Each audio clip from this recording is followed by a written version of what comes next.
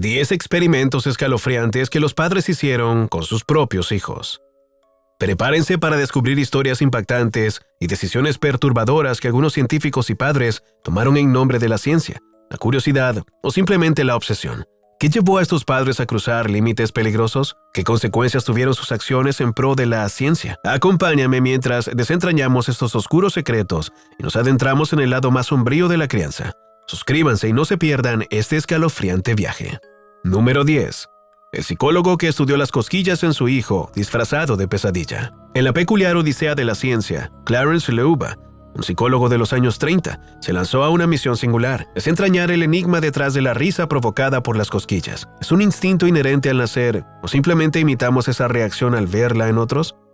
Para alcanzar la respuesta, Leuba ideó un experimento tan original como controversial: someter a su pequeño hijo a sesiones de cosquillas, ocultando su rostro detrás de una máscara aterradora. Para preservar la pureza del experimento, en la casa de Leuba se vetó cualquier atisbo de cosquillas fuera de los estrictos periodos experimentales, prohibiendo incluso a su esposa reírse mientras jugaba con el niño, evitando así que él asociara el acto con la risa. Un plan meticulosamente trazado en nombre de la ciencia, pero que rayaba en lo absurdo, dada la intensidad del compromiso familiar requerido por una pregunta de aparente simpleza. La parte más inquietante de este experimento no era otra que las sesiones de cosquillas propiamente dichas. Leuba, deseoso de excluir cualquier influencia que pudieran tener sus expresiones faciales, se ocultó tras una gran máscara de cartón, con estrechas aberturas para los ojos, dando lugar a una de las interacciones padre-hijo más perturbadoras que se puedan concebir. A pesar del método inusual, el pequeño no pudo resistirse a la risa, un resultado que, sorprendentemente, fue descartado por la prematura revelación de su esposa, quien admitió haberse reído durante una sesión de juego, contaminando la pureza del experimento. Leuba, a pesar de los contratiempos y reconociendo la locura de su enfoque, no se rindió y decidió realizar la misma prueba con su siguiente hijo, una niña. Repitiendo el método original y con un mejor control de las inclinaciones de la señora Leuba, durante 7 meses, Leuba observó los mismos resultados. Su hija comenzó a reír espontáneamente al ser cosquilleada, sin haber visto nunca cómo reaccionar de esa manera. Número 9. El hombre que inventó las vacunas al infectar a su hijo con viruela. En el siglo XVIII, la viruela era una enfermedad devastadora que mataba a millones de personas cada año. No existía cura, y la única forma de prevenir la enfermedad era la inoculación, que implicaba infectar a una persona con una forma leve de la enfermedad para que desarrollara inmunidad. Edward Jenner, un médico rural inglés, estaba convencido de que la viruela vacuna, una enfermedad leve que afectaba a las vacas. En 1796, Jenner realizó un experimento controvertido. Inoculó a su hijo de 8 años, Edward Jr., con la viruela vacuna. El niño desarrolló una leve enfermedad, pero luego se recuperó y nunca contrajo la viruela humana. El experimento de Jenner fue controvertido por varias razones. En primer lugar, la inoculación era una práctica controvertida en ese momento. En segundo lugar, Jenner estaba experimentando con su propio hijo, lo que muchos consideraban un acto imprudente. Sin embargo, Jenner estaba determinado de que su experimento era la mejor manera de probar su teoría, y tenía razón. Al final fue un éxito y condujo al desarrollo de la primera vacuna del mundo. La vacuna de Jenner tuvo un impacto enorme en la salud pública. La viruela fue erradicada en 1980, gracias en gran parte al trabajo de Jenner. También condujo al desarrollo de otras vacunas que han salvado millones de vidas. Edward Jenner es considerado uno de los padres de la medicina moderna. Su trabajo con la vacuna contra la viruela fue un avance revolucionario que cambió el curso de la historia. Este es un ejemplo de la importancia de la investigación científica y del valor de desafiar las convenciones. También es un recordatorio de los riesgos que los científicos están dispuestos a tomar para avanzar en el conocimiento y mejorar la vida de las personas. Número 8. El día que el padre inyectó el veneno de una mortífera medusa a su hijo, para confirmar si era mortífera. En 1964, el intrépido toxicólogo marino australiano Jack Barnes se embarcó en una peligrosa búsqueda: identificar la medusa responsable del temido síndrome de Irukandji, un conjunto de síntomas que atormentó a los nadadores australianos. En su tortuosa travesía, Barnes encontró una medusa aparentemente inofensiva en una playa de Queensland. Para confirmar si su veneno era real o un simple simulacro, decidió probar su aguijón en 3 sujetos: él mismo, un salvavidas local, y su hijo de 9 años, Nick. «Papá, siempre me dices que haga más actividades contigo», le dijo Nick. El síndrome de Irukandji, descrito por las víctimas como un dolor peor que el parto, provoca un sufrimiento tan insoportable que muchos imploran una muerte rápida. A pesar de esto, Barnes cedió ante la insistencia de su hijo y lo picó con la medusa. Si Nick lo hubiese pedido, Su padre incluso lo habría golpeado con un martillo. «Vamos, papá, todos los demás niños lo hacen», exclamó Nick. 20 minutos después, los 3 sujetos de prueba se encontraban en el hospital, retorciéndose en agonizantes convulsiones. Sufrían las terribles consecuencias del síndrome de Irukandji. El salvavidas, un hombre curtido en 1000 batallas, sucumbió a la experiencia, mientras que el pequeño Nick, sin ninguna posibilidad de defenderse, soportó el dolor como pudo. Afortunadamente, todos se recuperaron, pero Nick admitió después que durante la terrible experiencia también deseó morir. Esta vivencia probablemente le sirvió para recordar a su padre años más tarde, cuando éste se negaba a prestarle su coche. Número 7. El hombre que encerró a su hijo para enseñarle un lenguaje muerto. En 1881, un judío lituano llamado Eliezer Ben Yehuda llegó a Palestina con una ambición descabellada: resucitar el hebreo como lengua viva después de 1800 años de silencio. Al llegar, se encontró con una comunidad judía fragmentada por la diversidad de idiomas que hablaban. La imposibilidad de comunicarse para realizar rituales básicos como la circuncisión lo motivó a buscar una solución: un idioma unificador. Ben Yehuda, en un acto de audacia, seleccionó el hebreo bíblico, una lengua muerta desde el siglo III a.C. Su determinación se materializó en un proyecto titánico: convertir a su hijo, Itamar, en el primer hablante nativo de hebreo en milenios. La tarea era colosal. El hebreo del Antiguo Testamento carecía de vocabulario moderno. Términos como tren de vapor no existían. Ben Yehuda se vio obligado a inventar gran parte del lenguaje para poder transmitir el conocimiento de su época a su hijo. Su obsesión por la pureza del idioma lo llevó a extremos insospechados. Itamar no podía interactuar con nadie que no hablara hebreo, lo que lo aislaba del mundo exterior. Durante las visitas, el niño era confinado a su habitación para evitar la contaminación de su aprendizaje con idiomas extranjeros. En una ocasión, la furia de Ben Yehuda se desató al descubrir a su esposa cantando a Itamar en ruso, llegando a romper una mesa en un acto de ira. Incluso llegó a prohibirle al niño escuchar los sonidos de los animales, temeroso de que influyeran en su desarrollo lingüístico. Sorprendentemente, la comunidad judía no solo toleró la excentricidad de Ben Yehuda, sino que abrazó su causa. Comenzaron a enseñar hebreo a sus propios hijos, impulsando un movimiento que culminó con el hebreo como idioma oficial de Israel. La historia de Ben Yehuda es una mezcla de fascinación y controversia. Su férrea determinación logró resucitar un idioma, pero su método radical, que privó a su hijo de una infancia normal, genera interrogantes sobre el precio de la ambición. Número 6. El estudio zoológico de Charles Darwin, de su hijo. Todos conocemos a Charles Darwin por su influyente trabajo en la teoría de la evolución y su estudio de los animales. Sin embargo, lo que quizás no sepas es que, cuando el ciclo de vida le trajo a Darwin un hijo llamado William, su enfoque científico no se detuvo en el laboratorio.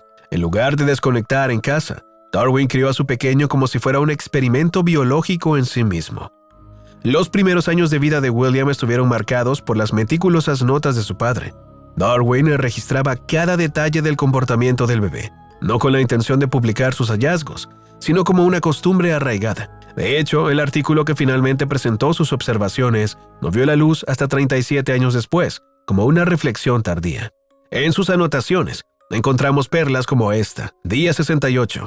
El sujeto se retuerce y hace caca incontrolablemente. No estoy seguro de si esto es normal. Temo por mi futuro. Pero Darwin no se limitó a observar pasivamente. Como buen científico, llevó su curiosidad al extremo. Sometió al creciente infante a una serie de experimentos de comportamiento cada vez más extraños. Agitaba objetos frente a su rostro para medir sus reacciones y los llevaba al zoológico para descubrir qué animales lo asustaban.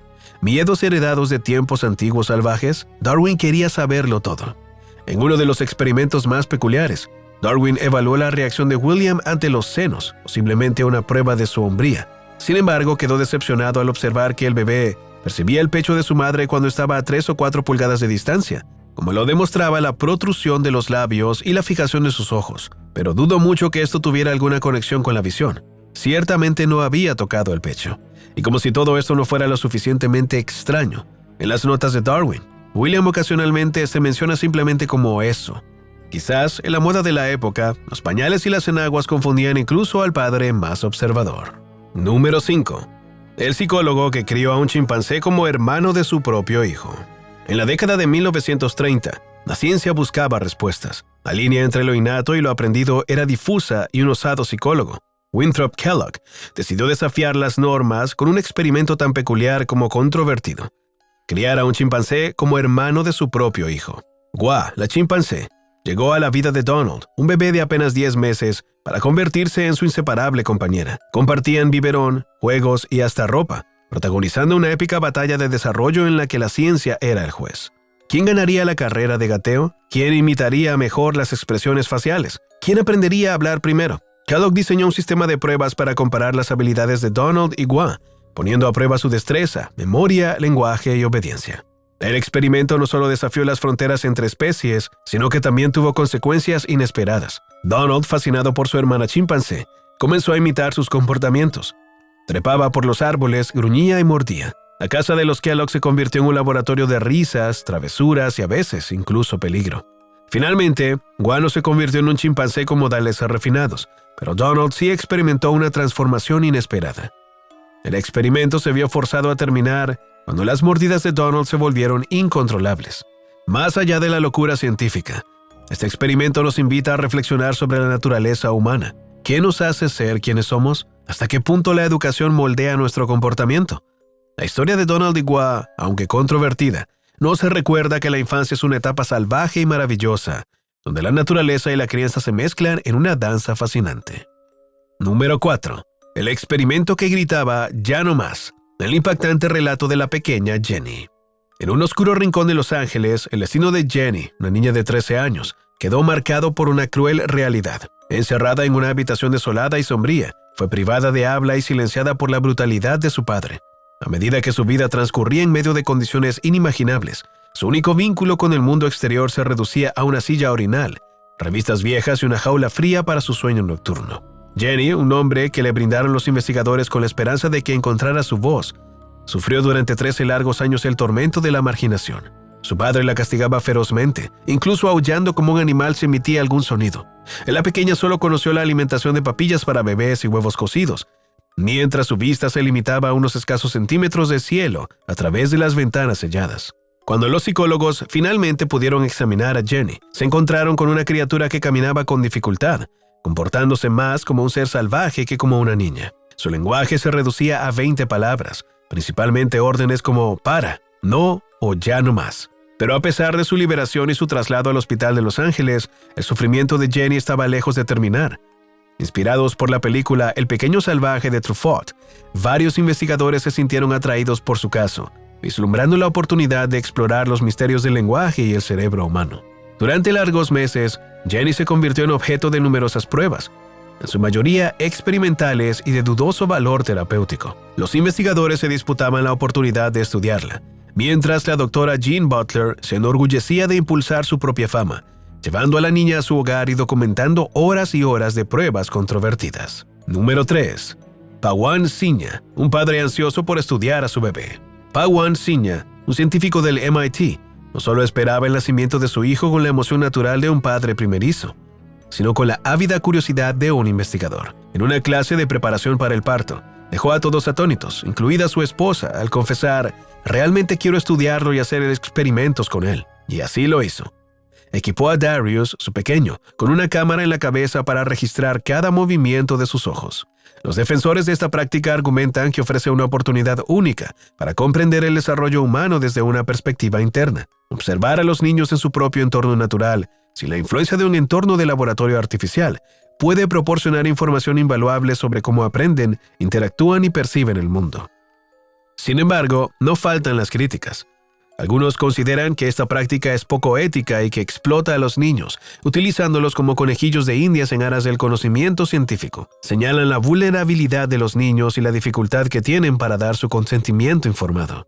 La línea entre la investigación científica legítima y la explotación infantil no siempre es clara. Es necesario establecer pautas éticas estrictas que protejan los derechos de los niños y aseguren que su participación en la investigación sea beneficiosa para ellos. Número 2. El padre de los bebés genéticamente modificados defiende su experimento. En un escenario que parece sacado de una película de ciencia ficción, el científico chino He Jiankui se convirtió en un protagonista de una historia que desafía los límites de la ética y la biología. Su objetivo: crear los primeros bebés genéticamente modificados del mundo. Sin embargo, la trama no es tan sencilla como parece. He Jiankui defendió su investigación con fervor, aunque sin dar demasiados detalles. Desde Hong Kong confirmó que los resultados eran efectivos y que había entregado su estudio para revisión. El logro: 2 gemelas nacidas gracias a la técnica CRISPR-Cas9, inmunes al virus del SIDA. Pero aquí es donde la historia se vuelve turbia. He Jiankui financió el experimento y asegura que no lo hizo en secreto. Informó a investigadores tanto chinos como occidentales, aunque no reveló sus nombres. Su argumento es apasionado. Estas modificaciones genéticas podrían ayudar a millones de familias afectadas por enfermedades hereditarias o infecciosas. La tecnología podría anticiparse y brindar ayuda a más personas de las que hemos ayudado hasta ahora. Además, He admitió que hay al menos otro embarazo en fase temprana y otros posibles, después de experimentar con 7 parejas. Pero su anuncio provocó una controversia sin precedentes. La comunidad científica y la opinión pública se dividieron. ¿Estamos al borde de una revolución médica o de la creación de bebés a la carta? Joyce Harper, experta en ciencias de la reproducción y genética humana, advierte sobre los riesgos. Las modificaciones genéticas pueden erradicar enfermedades, pero ¿a qué costo? El futuro es incierto y la ética se debate en un terreno desconocido. Número 1. Deb Roy, del MIT, del Instituto Tecnológico de Massachusetts, MIT, no solo observaba el desarrollo de su hijo, lo documentaba meticulosamente. 11 cámaras y 14 micrófonos en el techo de su casa capturaron el 70% de las horas de vigilia de su pequeño durante sus primeros 3 años, acumulando 250,000 horas de grabación para el proyecto Habla Humana, un estudio evolutivo del lenguaje. Sin embargo, este enfoque científico no está exento de críticas. Robert M. Nelson, del Hospital de Niños de Filadelfia, advierte sobre el potencial conflicto de intereses que surge cuando un padre se convierte en investigador de sus hijos. El rol del padre es proteger al niño, afirma, y esa responsabilidad puede verse comprometida por la búsqueda científica. Los propios investigadores que estudian a sus hijos reconocen los desafíos. La doctora Linebarger, quien también ha realizado investigaciones con sus hijos, expresa su preocupación por no invadir su privacidad o hacerlos sentir incómodos. Ser padre e investigador al mismo tiempo puede colocar a los niños en una posición injusta, reconoce. El proyecto Habla Humana nos invita a reflexionar sobre la ética de la investigación científica en el ámbito familiar. Zona Cero. La trágica historia de David Reimer, un experimento fallido de identidad de género.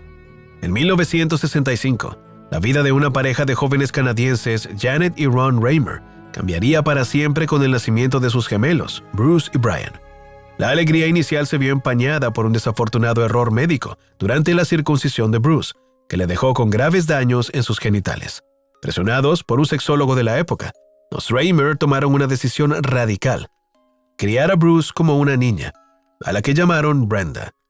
Lo que se suponía un experimento científico para determinar la influencia de la crianza en la identidad de género, se convirtió en una tragedia personal. Brenda creció bajo la presión de una identidad impuesta. A pesar de la terapia hormonal y la vestimenta femenina, nunca se sintió cómoda en su rol. Sufría burlas en la escuela y se sentía aislada. Al llegar a la adolescencia, la verdad sobre su nacimiento le fue revelada. David, como él mismo decidió llamarse, retomó su identidad masculina y se sometió a cirugías reconstructivas. Aunque encontró el amor y formó una familia, no pudo superar las cicatrices emocionales del pasado. Aquejado por la depresión y la soledad, David se quitó la vida a los 38 años. Su hermano Brian, quien también había sufrido las consecuencias del experimento, lo había precedido en la muerte 2 años antes. La historia de David Reimer es un recordatorio de los peligros de la manipulación médica y social de la identidad. Un caso que nos invita a reflexionar sobre la ética, la compasión y el respeto a la individualidad.